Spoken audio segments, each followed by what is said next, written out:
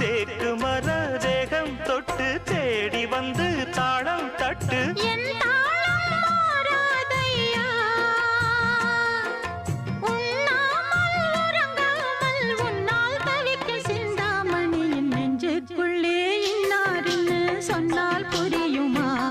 அது கொஞ்சி கொஞ்சி பேசுறது கண்ணில் தெரியுமா உலகே அழிஞ்சாலும் உன் உருவம் அழியாது